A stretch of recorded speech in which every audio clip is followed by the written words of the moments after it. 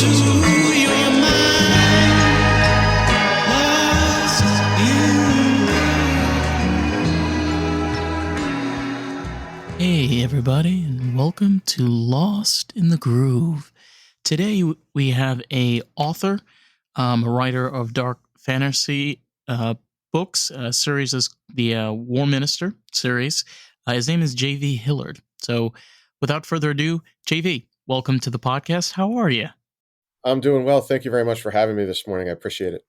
Of course, it's my pleasure. Well, tell me a little bit about yourself. Who is J.V. Hilliard? Who is the author of this book series? Well, it's I come from a sordid past, right? I used to do government affairs. I was a defense and technology lobbyist up until COVID, Okay. and so my life was filled with realism prior to COVID. And when COVID happened, I had zero to do. Like DC was shut down.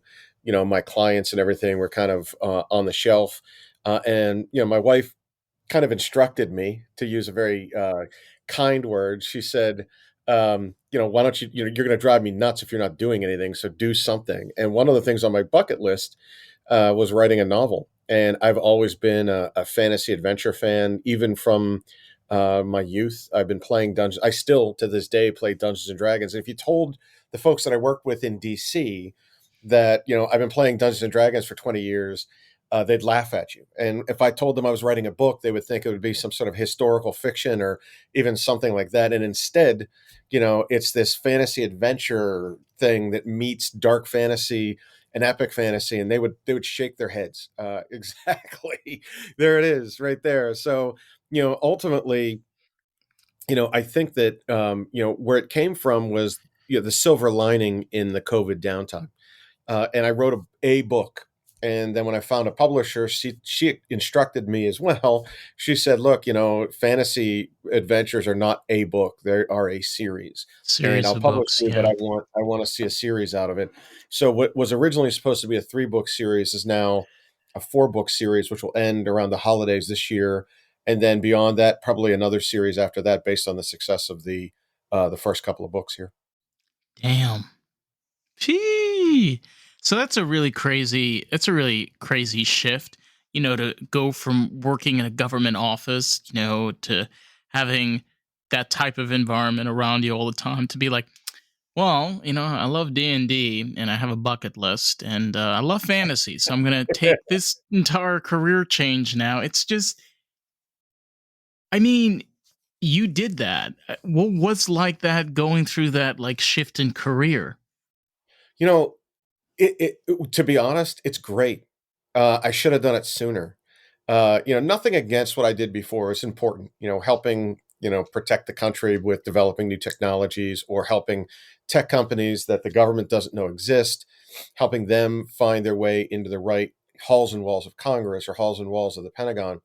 That kind of stuff is important, but it's really, it is stressful, and this, in a way, is not. Like, I get to wake up every day, go to a coffee shop and write. And it's just a different, like, literally, I'll give you one example. And I say this sometimes, but not often to people.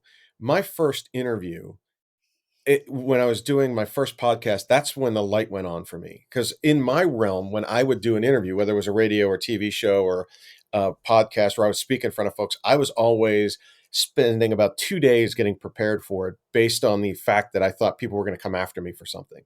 You're always in the political, you're steeped in this political world, and there's always going to be a counterpoint, and there's going to be a gotcha moment, and they're going to come after you. So I spent about 2 days doing the same thing. I was preparing for my first interview, and my host said, "So, what season of the year do you like to write in the most?" And at that, it was that light bulb that went off in my head, and I said to myself, "Holy cow! This guy's actually trying to help me. He wants my art to succeed, and he's helping me here. There's no gotcha moment. There's no bad stuff to look for." I mean, literally, it was. And at that moment, I was like, I realized that this is what I want to do with the rest of my life. Like, I literally like to entertain people. Writing books is escapism for me, and I could leave all the realism behind that I had been in for 20 years, and there's like zero stress in this. The only stress is meeting deadlines for the next novel and things like that, and that's not hard to do if that's your only goal, right? So it's been fantastic. It has really been fantastic. The transition, I don't look back any day. I do not look back. It's just really cool because I've had my experience with people that are in the D&D world and people that have found their passions and really took it to the next level. And it's really incredible what you're able to make. The thing is, I'll be honest, when you see a book like The Last Keeper, you might think to yourself, okay, this is probably going to be like every other fantasy that you probably find in a bookstore. But the thing that's interesting is that you're bringing into this is your experience. Like I told you this at the beginning we started this. When I'm reading this book, I'm like, this person watched a lot of 80s Disney movies that we totally forgot about, and cartoons of Lord of the Rings from the 70s that no one talks about. Like, there are things that you can hint on and you can feel on. And I don't know, I feel like it's something that's kind of hard to find, especially in the fantasy genre these days, because it's more mass market and how much merchandise you can push out more than just a story. Yeah, I That's just think my opinion. no, and you're right on, you're hitting the nail on the head, right? So what I did was, I took my years of being not only a role player, but also a fan of the genre, and found things that I could twist and make my own. Like many of my monsters, my creatures, the races within, the characters within are new. They have to be. Like I can't borrow, you don't go into my realm reading about Middle Earth. You go in there reading about the realm of Warminster. It's its own place. It has its own pantheon of gods. It has its own monetary system. It has Erud? things that I've done, and that also harkens back to my time in DC. I saw the political machine and I saw a lot of the military machines as part of my day. Right. So to base the novels in a bit of realism, there are situations in those novels that are coming from real life, whether they're historical. Some of my battle scenes are reimagined battle scenes that have actually happened, that people may not even know about, but where as an amateur military historian, really is attractive to me, and then putting my spin on them to help my characters. And there are scenes you won't recognize because you hadn't seen them, like you said, in the mass marketed exact same thing over and over and over again. This is stuff that happened, and people can believe it because they can believe that it actually happened. And when you're building this fantastical world, where they have to ask questions of is the sky blue? Is there gravity? How do they get from place to place? You Grounding something in a sense of realism, something they can believe in, makes it easier to suspend that disbelief, and that helps. But I've also my love for the genre. You're picking up things that I've loved, like you mentioned off air about the Black Cauldron. You mentioned already about Lord Love of the the Black Rings, or Cauldron. my play of playing D&D. You know, eh, these characters. If you ever have played Dungeons and Dragons or any other role playing game, when you're reading through these characters' eyes, you're going to read through game tested material. This is stuff that's really happened, for me and all of my nerd friends. Over the Well, years we played together. just because you have a dungeon master, the thing is you have to work as a team throughout different situations. Because I'll be honest, it really sucks when you have like that one guy that's just being an asshole, and just making everything difficult for everybody. We're like, bro, we could have been Yeah. out of here 20 minutes ago. Yep, it is so true. And I'm a DM right now, and I've got a character in the group that's sort of like that every now and then. He does it for comic relief, but in truth, he's been doing it for 20 years since we were in high school. Every character has that same edge to them, and it throws curveballs at everybody else. And part of it is fun because as experienced players, it's okay that it doesn't go, it's not rote. It's not like something that yeah, all right, we've done this 100 different times. And his characters add a little bit of that. And there is some comic relief to it as well. I mean, you remember his characters for sure, because most of the time the players hate them. And as a DM, you hate them too, because they're always taking you, they're They're zigging such instead of a zagging, pain in the right? neck. Yeah, I that's was a one pain of in the them neck. actually. I was one of Yeah. them. I was They made me a gay elf. I'm not kidding. And I was a healer, but I was there for comic relief, and I was the last thing you wanted when you wanted a surprise, because I would just walk into the room and be, "Hello, anyone here?" See, and that's the kind of stuff he does that too. His character right now is a warlock, and she's chaotic neutral. If and so it's never about the goal of the party. It's always about her narcissistic self.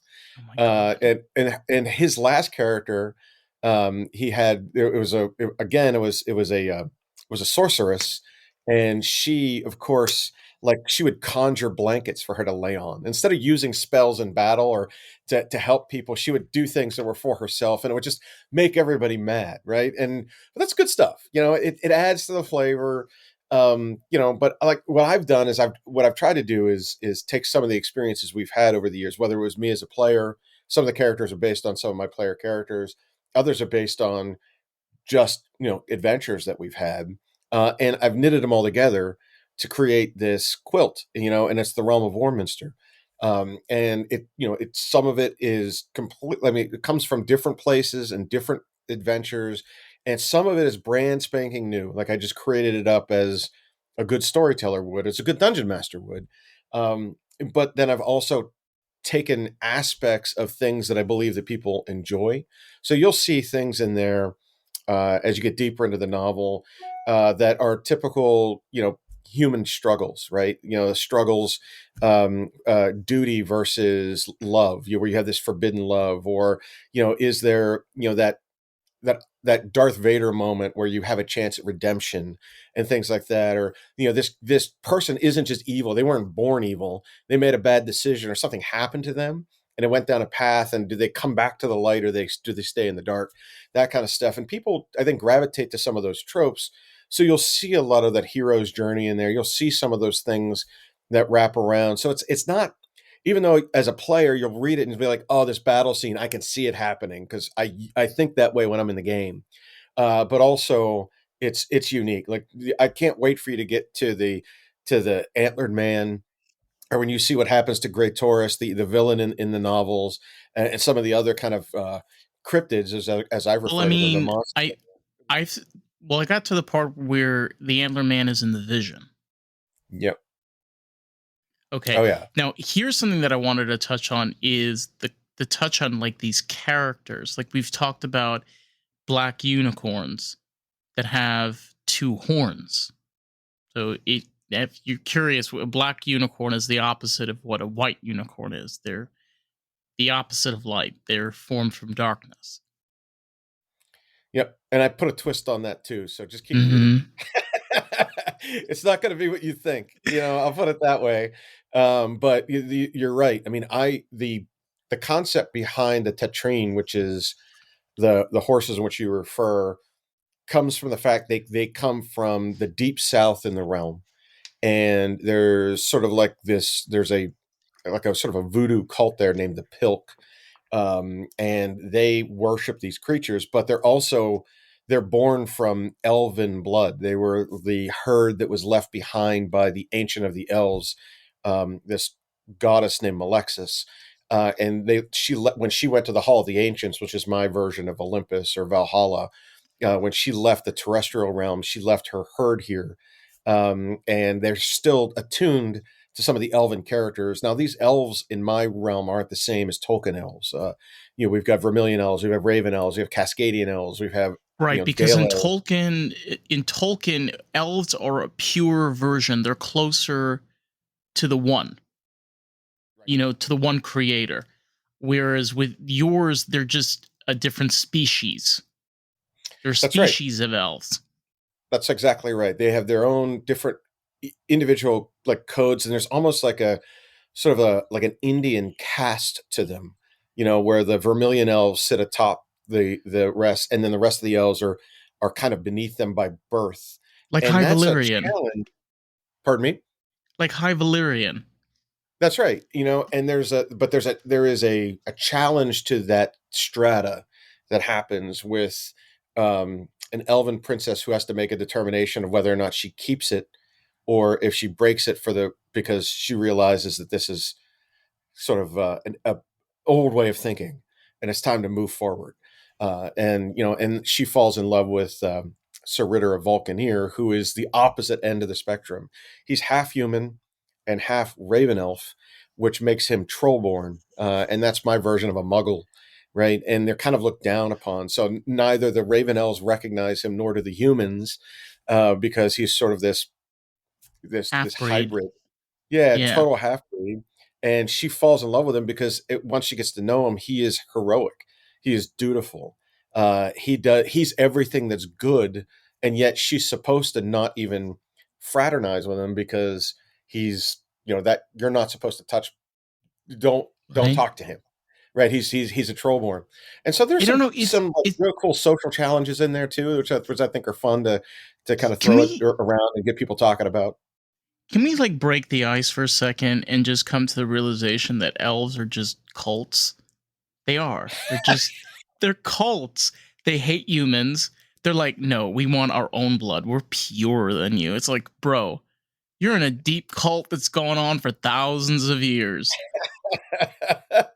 That's a weird way of putting it, but there might be some truth to that, depending on how you look at it. In my realm, they're very interactive yet still reclusive. I like the idea of keeping the elvish trope where they keep to themselves.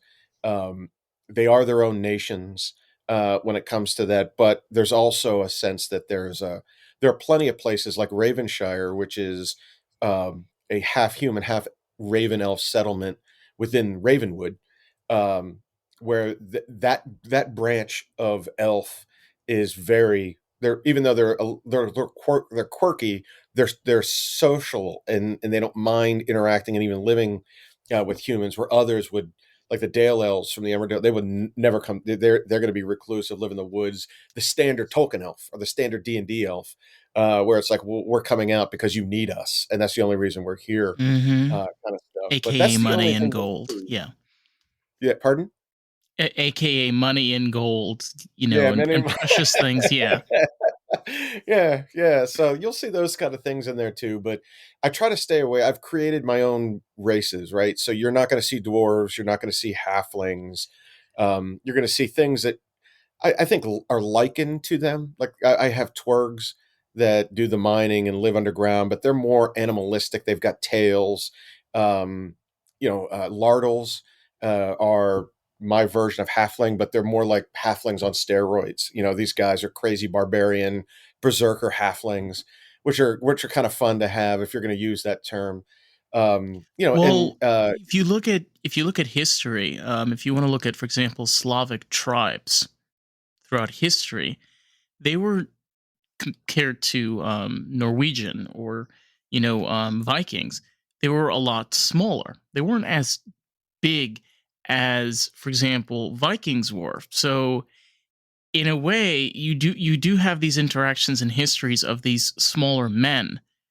But oh my god, if you were around during the time of the Slavics, bro, they would rip you to pieces. I use a lot of I did a lot of research on things. So there's some Norwegian stuff in there, which is very Tolkien-esque.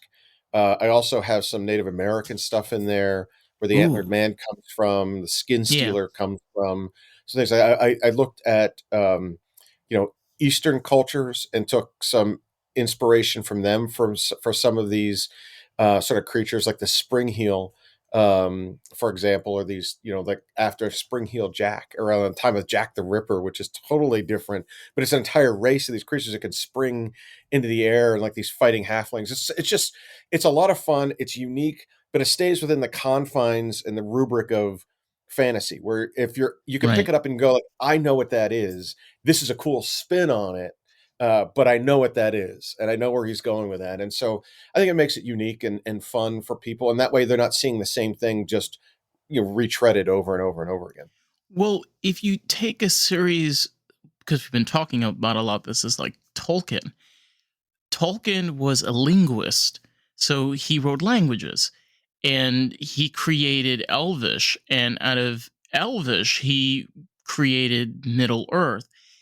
The thing is, a lot of these writers of fantasy literature that we know of in the past 100 years, they were taking from European culture a lot, immensely. The landscape, the seasons, battles in prior wars. So it was a very specific landscape that you were looking at. Like it was basically Europe.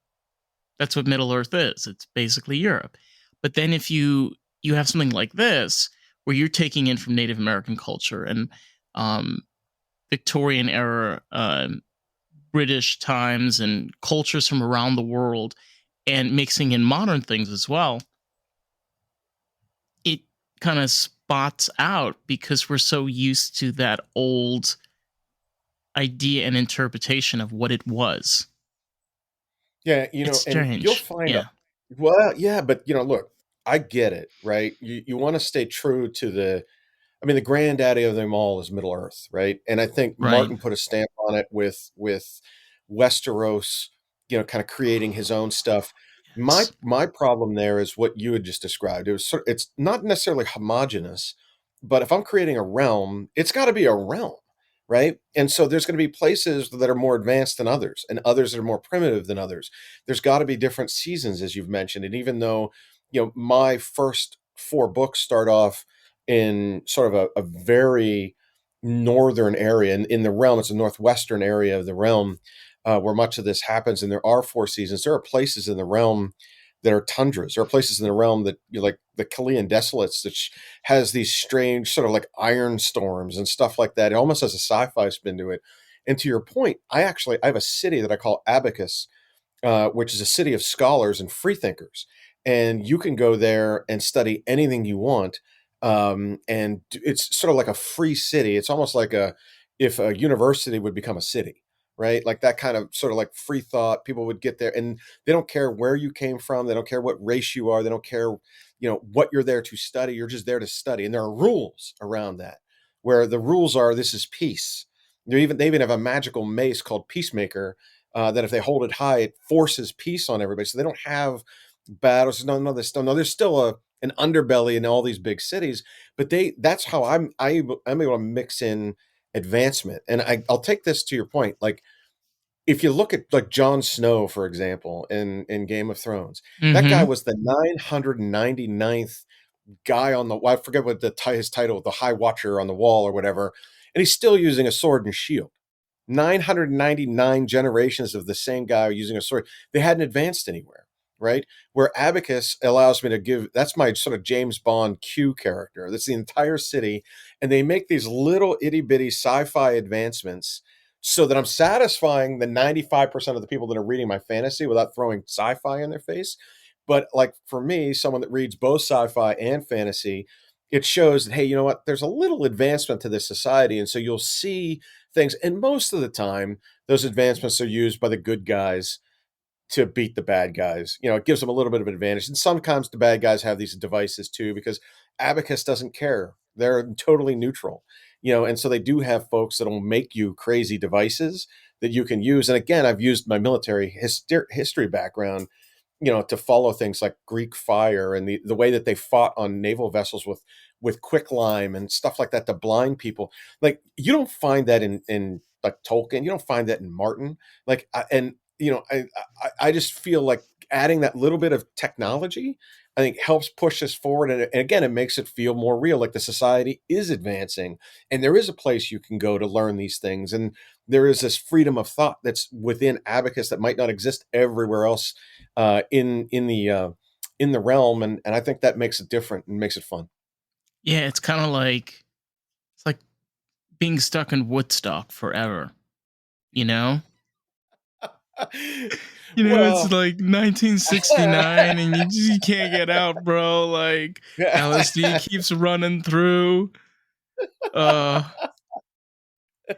But I It's a fun it place. If there was a Woodstock, it would have been outside of Abacus. I'll tell oh you my that. god, yeah. Can trust me, like the horses would be wild, like got like all the terrains there and there's like, whoa, their minds are just shaking.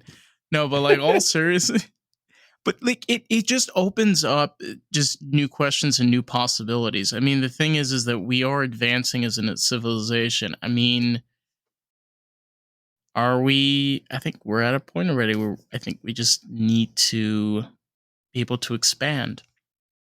It's just kind of strange because if we get fed the same things over and over again, I'm not saying it's bad.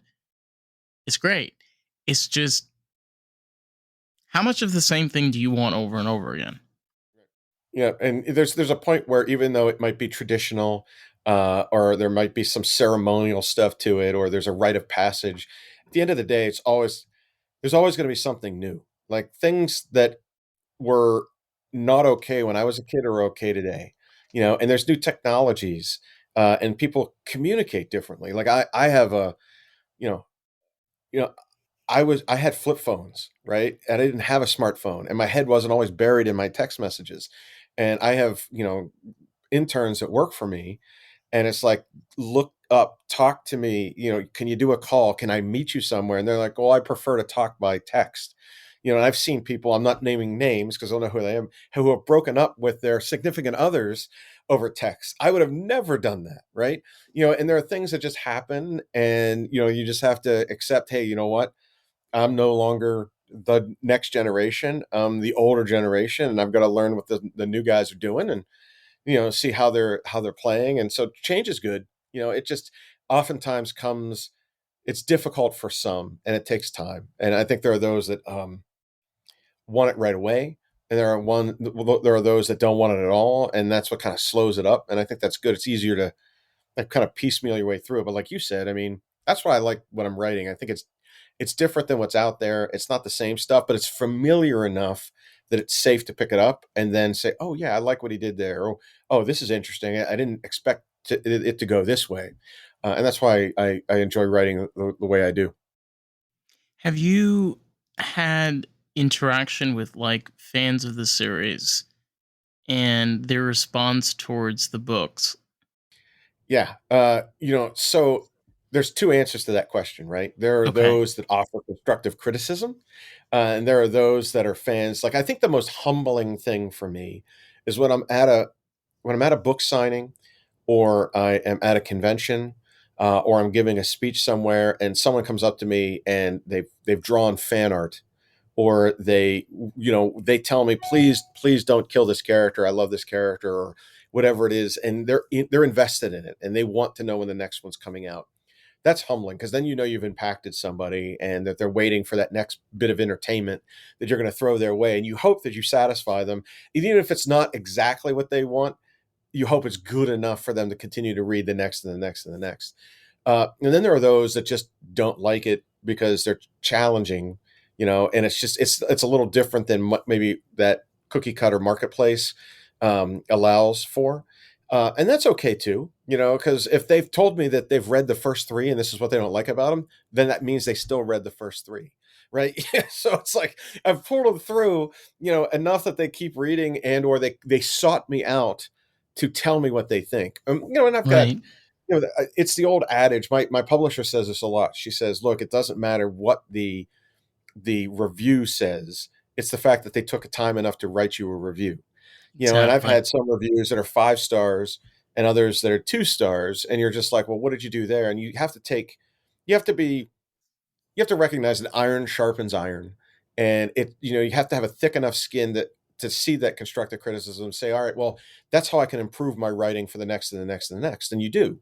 You have to learn from that. But by the same token, sometimes people just don't like what you're writing, and it's not for everybody, and you just gotta kind of accept it, and just continue to write for those that like it, and hope there are more out there that'll figure it out and jump on board.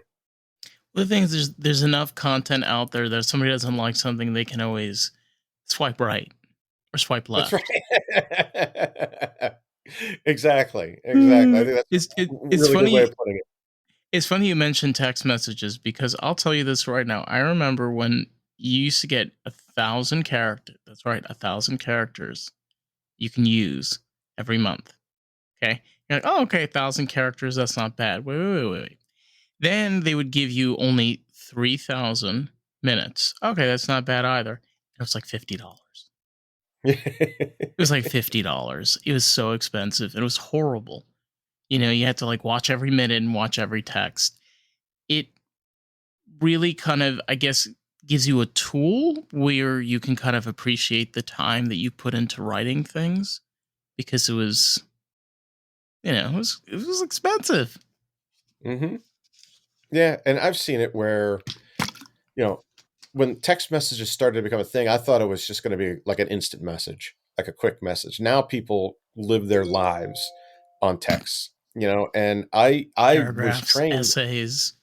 Oh, so it's like crazy, right?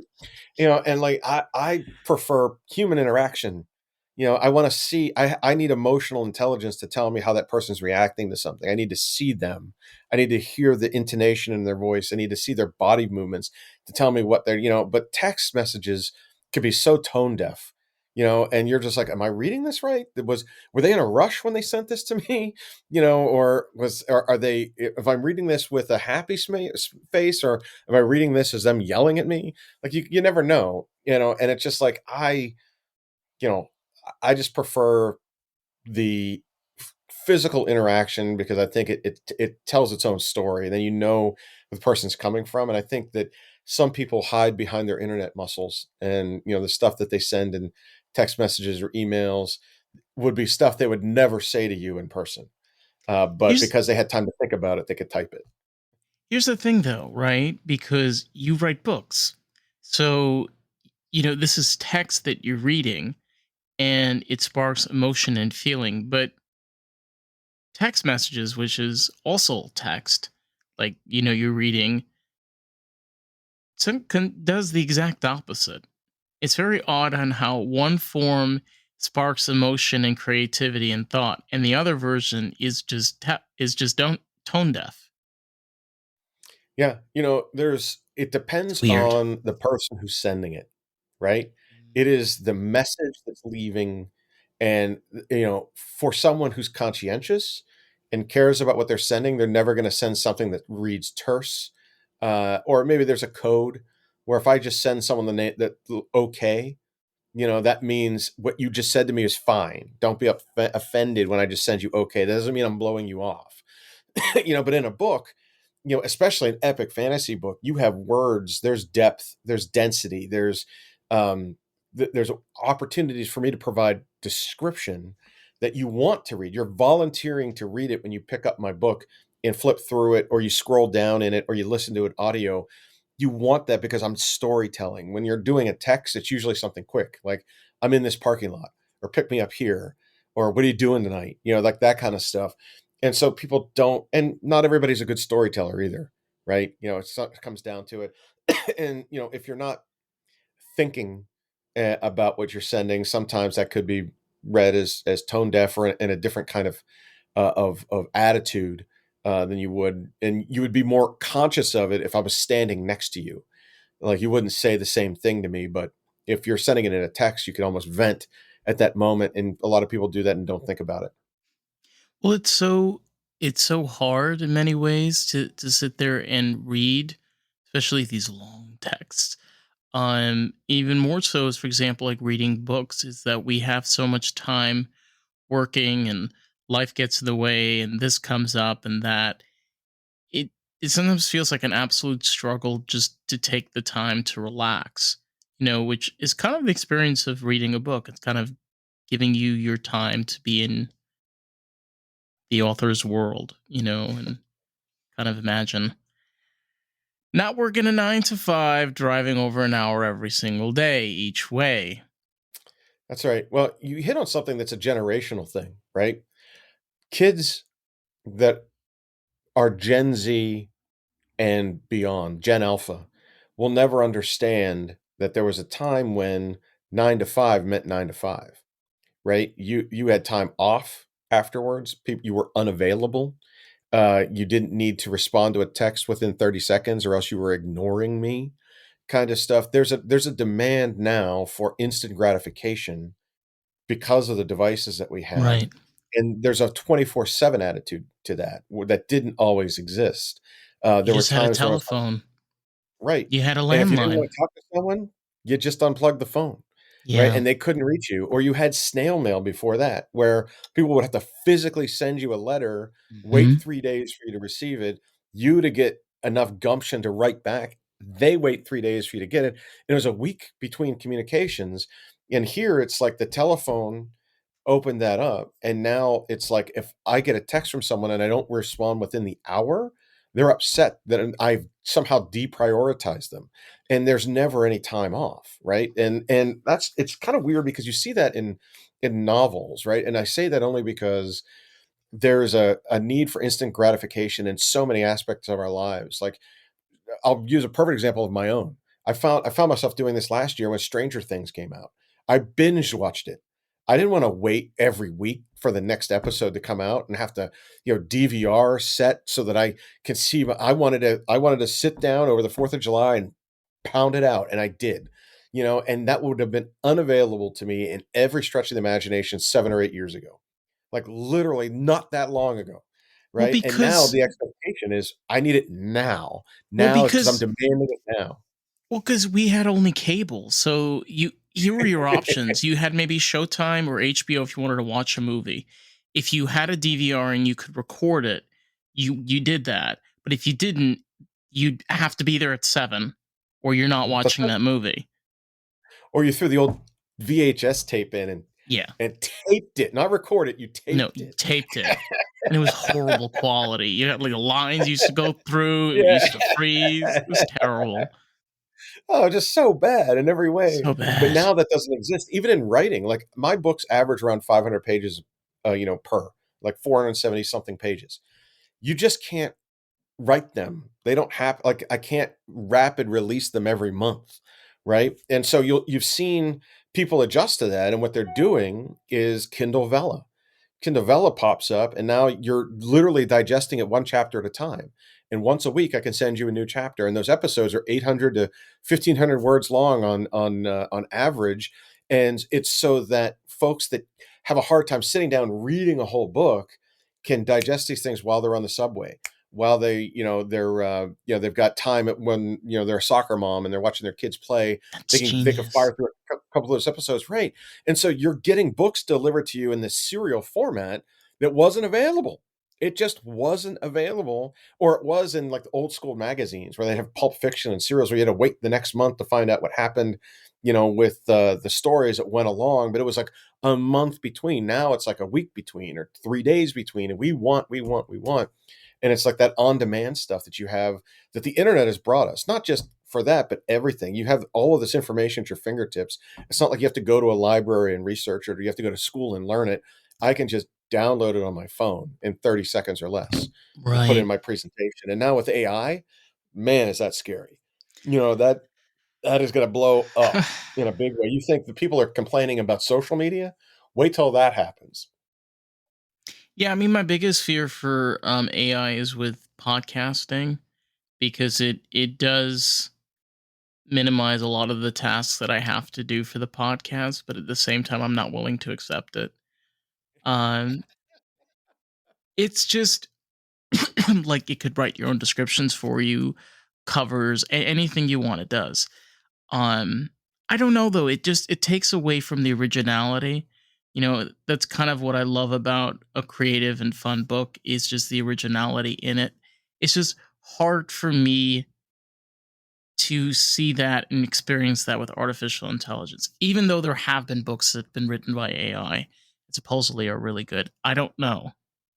It's just hard Yeah. to Well, I agree. As someone that's a creative, it's hard for me to accept the fact that a machine, in this case, some AI device, is going out there and scraping all of these things together from already existing pieces of work and then putting them into a book or an art. Like I hear a lot about AI art and the fact that you can't use it in certain places because you've basically gone and stolen someone else's work and put it in yours. And even though it's a little bit, you might not recognize it. At a whole, there was 1,000 pieces of stolen work that all came together to create that image. right? And you just can't use that. Or I saw a article a couple of weeks ago where there was an athlete in Texas that got suspended from school, and I think the football team, because he used AI to write his final paper, right? Like, people are going to do that. And now they've got AI that tracks the use of AI, and it can tell you that that piece was written at a 95% chance it was an AI device that wrote that, and it wasn't a human that wrote it. And so it's getting really kind of, and without any kind of discipline around it, it's going to get out of control. And, I don't know. I like the idea that this stuff came out of my head. Sure, was it an amalgam of other things? Yeah. I was inspired by Tolkien when I was younger. I was inspired by my D&D play and all my friends. 20 But the stories are years. unique. Yeah. Yeah, my stories are unique. I mean, it came from me. It wouldn't have been here except for me. And if someone were to go out and use some of my story and throw it into someone else's story because they scraped it away with some AI, you know what? I'm not sure that's necessarily art. I think that's I don't know. It's not plagiarism, but I don't know what it is. I Well, don't know it's if not. the terms have been defined for it yet. Well, you bring up a great point. It's not really original work because all the AI is doing is taking works from other places because it has access to all different data sources and then is piecing them together. Kind of what a television does. A television takes different particles and pieces and lays them all together and creates a colored panel that shows you that image. In many ways, it's kind of emulating the same idea and the same practice. So it's not creating something new, it's just taking something that already exists. So, yeah, Yeah, I don't it's a little know. funky, especially for someone like me who depends on selling stuff that's unique, where someone could write Right. a fantasy novel in 5 minutes by talking to Chat GPT or Jasper or somebody, and just saying, "Hey, do this for me," and then putting their cover on it that could also be AI art and sending it out through Amazon, and now they're competing against me. I mean, there was no effort that went into that. Like, Well, is where's there the any art there? well, is there anybody that is making any series or any books or anything that's similar to yours that you're Well, aware of sure. or Like, no? well, the the answer at the high level is no, but there's a whole genre of people that are writing similar to me. They're writing in either epic fantasy or high fantasy or sword and sorcery or dark fantasy or young adult fantasy or any of the fantasies that are out there that are they're part of that spectrum, right? And we all know that when you buy this book or you walk into this section at Barnes and Noble and you pick up a book, you know what you're about to get immersed into. Same with sci-fi, right? You got true sci-fi, you've got sort of like the space opera stuff like Star Wars or Star Trek, you've got all that, the individual strata that's there. And so, yeah, I mean, on the lowest level, there are plenty of people that are writing things like that, but you would hope that some of my unique monsters aren't going to appear in someone's AI generated Right. work, you know, or at least they'd be smart enough to read through there and say, nah, that looks a little Mm-mm. on the nose. Can't use that one. Scratch it out. Oh, but that is important though, being able to know that it's your work and nobody else makes anything like that because you wrote it. Uh, it's a really great attitude and a great way of going with it because, again, like there are so many other authors and writers that are creating the work in those genres. Mhm. And what you represent is yourself and like your experience and your creativity and your thought, not theirs. Yeah.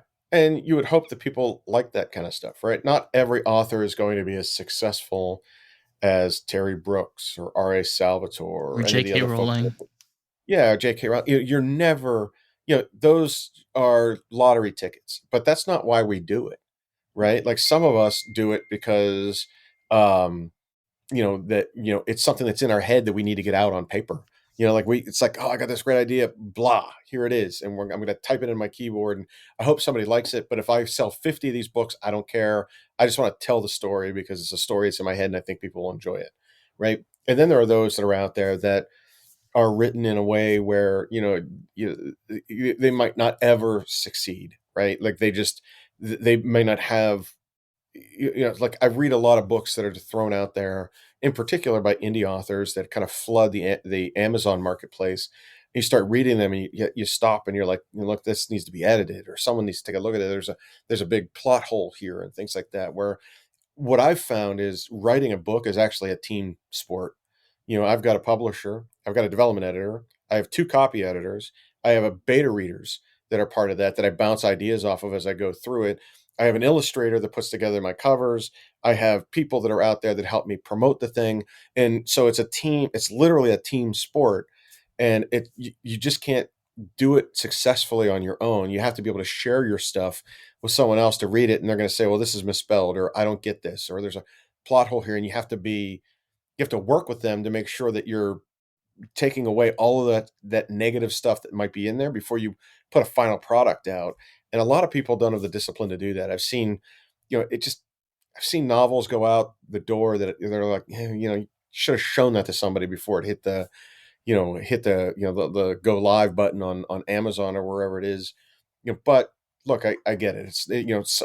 J.K. Rowling's has a team 10 times bigger than mine, right? And or some of these other folks do, and they share stories and they put stuff together, and like I said, it's kind of a team sport. And I don't mind that at all. Well, that's why, like, I don't understand why everybody's been freaking out about the new HBO Harry Potter television series that they're doing. Just they're taking the books and they're turning them into a series. People are like freaking out, and I'm like, it's J.K. Rowling. I mean, I could imagine a skilled author like that has a proper team that she's working on this project. You know what I mean? It's like being able to respect an author and understanding if they're going to be making, like, they have a team and they're a respected author and they have work and they have an audience. Like, if they're going to do something, I feel like there needs to be like that level of respect and understanding of like, they know what they're doing. It's their work. Yeah. Yeah, well, there's a few answers to that one, right? So you've got folks that are they believe in canon, right? I hear a lot of this in the Star Wars community or the Star Trek communities where it's like this has veered away from canon, and Catherine Kennedy has done something that she shouldn't do, and George Lucas would have never allowed this. There are those folks that are out there that just I'm believe that what they tired. saw first is the only thing that can be. But someone like J.K., what do we what is she supposed to do? Not write anymore? Like, she wrote her 7 books, and it's like she's done? Like, she's got a lot of let if she wants to write and go do prequels and origin stories and other things like that that'll build Fantastic and add Beasts. to the world, yeah, yeah, exactly, just go and do it. Like, that's because and you get that in a sense, like, because for the Harry Potter generation, where you can look at someone and you say Hufflepuff, and they answer you back by saying Slytherin, like that kind of stuff. You got that when you were young, and you as now that you're older, you want an older version of that. So the property of Harry Potter has gone from being a kid's novel to a young adult's novel to a new adult's novel to now an adult. Like, I still love Harry Potter. Bring more to me. Well, we Like, I grew want to up see it. on we grew up on the books. The thing about me is I grew up on the books and the movies at the same time. Yeah. Yeah, and So, so you can create that additional content, and there's nothing wrong with that, or there's there are people out there that don't want revisionist history. They love what they love, and I get that, but I agree with you. You can't punish the author for creating new content, even if it veers in some ways away from what you thought was the case. The only person who really is going to know is the author who wrote it. It's in her right, head. Like, right. I know where this is going.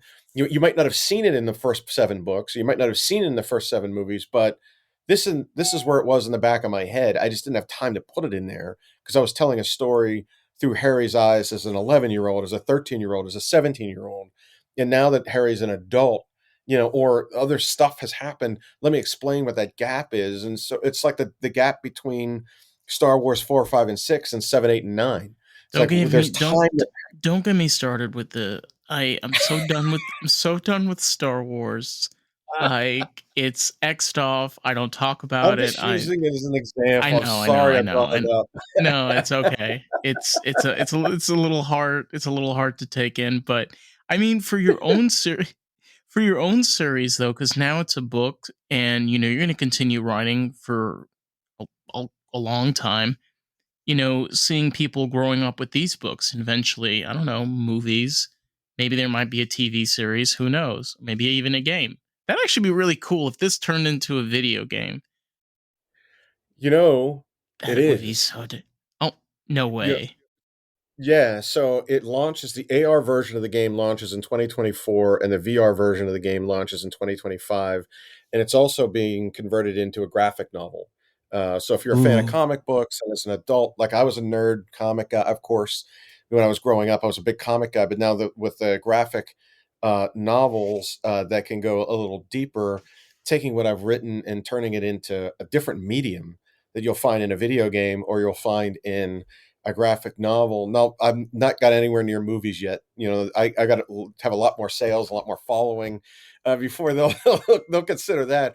But the video game, I've been working on the storyboarding of it now for about 9 months. They came to me at the end of last year and were like, "Hey, would you like to see this converted?" And so I licensed my intellectual property over to them with the caveat that I would be able to at least be part of the creative team because there's things you can do in a game that I can never do as a writer, right? So it's just a different medium, and there are things that they need that aren't going to be in the book. So I'm there giving them back channeled information about Well, monetary systems and skill right. sets and what to expect. So at least it stays within the paths, within the fencing that I've set up in the four novels.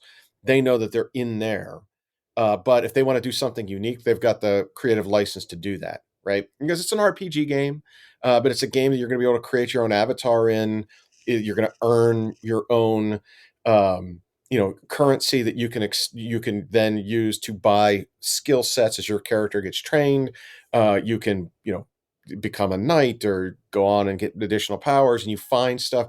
If you go in there and slay the dragon and you finish the quest, there's things you're going to do in the real world on the augmented reality side where you're going to be able to redeem stuff that you've won in the game in real life places. So you might get a buy one get one at Starbucks, or you might get a 50 cents off your next Subway sub, like that kind of stuff, depending on who's advertising in the game.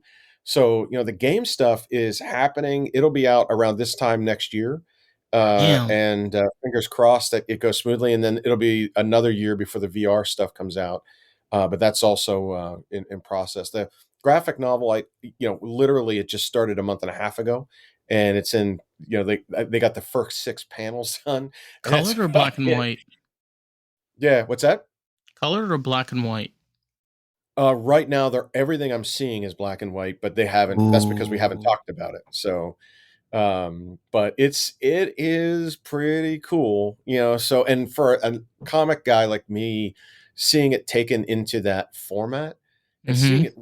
it drawn through someone else's eyes, you're like, oh, that's cool, I should have done that, like Mm-hmm. that.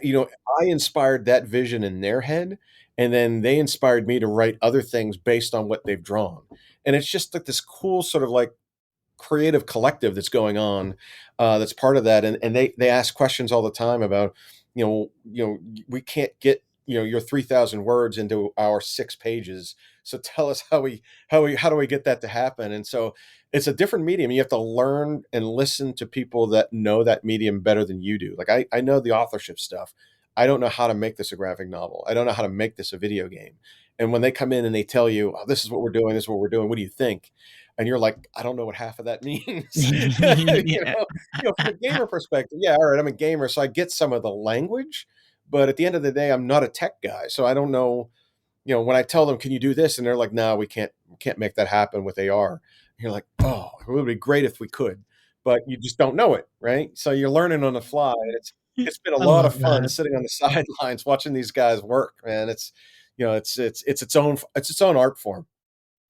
Yeah, and it's really amazing because that's the whole beauty about being an artist is the fact that when you collaborate with other types of artists and they show you what they can do to your work, it's just it's just another level because you're like, "Whoa, I never knew that you could do that with this.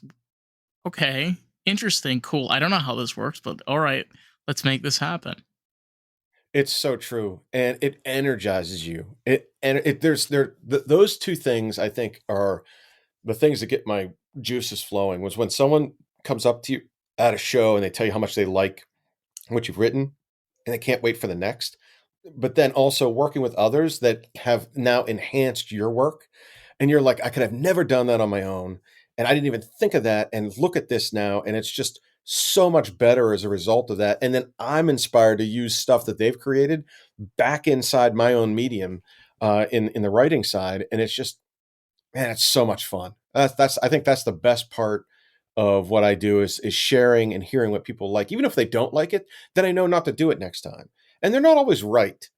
There are things that I write that some people aren't going to like, but that's okay, because that's the way I write. Like I hear a lot of stuff.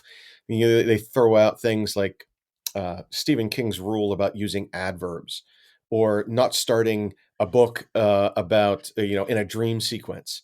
Well, my main character has visions through dreams. So the Right. dream, it's like, and my book's doing just fine, right? So it's like it's okay, and like there are times when adverbs are just fine to use. I get the idea of using an adverb every sentence.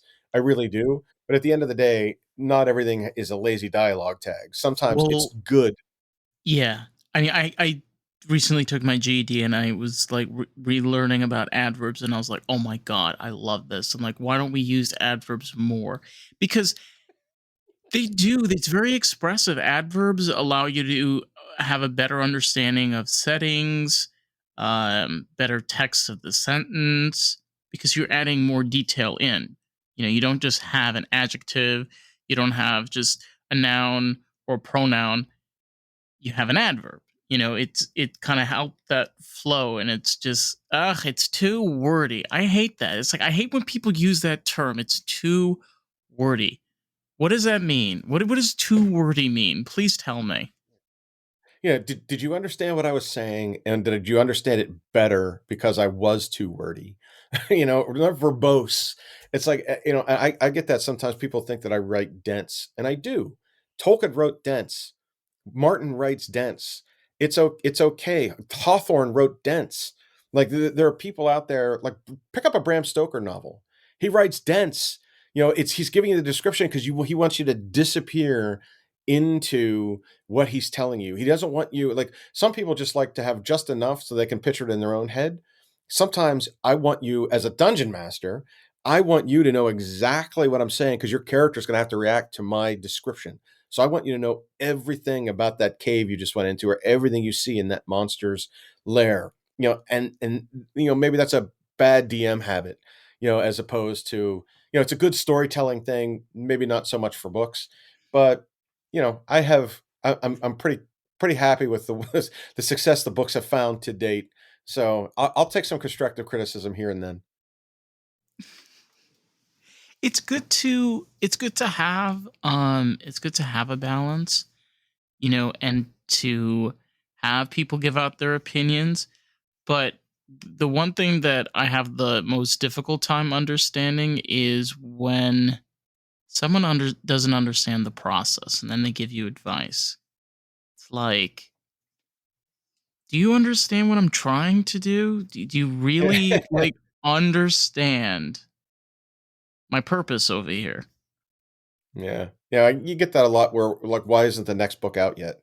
Well, because it takes about 4 or 5 months to write, and then it goes through Right. another 4 or 5 months of editing, and that's why it's not out yet. But people don't see that, right? They think you just write it one day and it's done, and it's not. It goes Yeah. through beta reading, it goes through alpha reading, it goes through your publisher, your all of your editors, and groups out there that you're testing it against to make sure that it's tight, that it's going to make sense.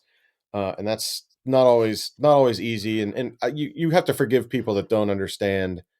Um, what goes into writing a book. Well, because people are so used to Hollywood. Like, Yeah. think about it. Every single movie about a writer, they own a Cadillac, they go to the Ritz Carlton, they sit upstairs, looking out at the Park Avenue, and they got a typewriter, and they're typing away, and there's some jazz music playing. No, bro, that's not how it is in real life. No, it's not how it Hmm. is in real life. Yep, you got uh, people to answer to. exactly. Let me ask you something. I have the two books over here. I can't wait to get through these. Where can people find your content? So I'm found pretty fairly ubiquitously. Okay. If you want to go to my publishers, go to dragonmoonpress.com. Ooh. If you shop through Amazon or you're in a bookstore like Barnes and Nobles or Books a Million, you'll find my stuff there. If you prefer audiobooks, you can go to Audible or any of your wherever you digest your audiobook stuff, or if you like ebooks, you can download my ebook from about 20 different distribution channels. You can also buy it off my website, jvhilliard.com, and go there too. So, but Good like I read. hate, yeah, find me wherever you can find me. I'm there. Awesome. And I mean, best part, there is a VR and video game that's coming out. So that's super exciting. And I'll I'm let you sure. know. I'll let you know. Okay, perfect. So if you like what you like, be sure to like and subscribe. And if you want to check out more of Lost in the Groove, you can find us on Facebook, TikTok, Instagram, and YouTube at Lost in the Groove Pod. So with that, stay groovy, my friends. We'll catch you on the next episode. Bye, everybody.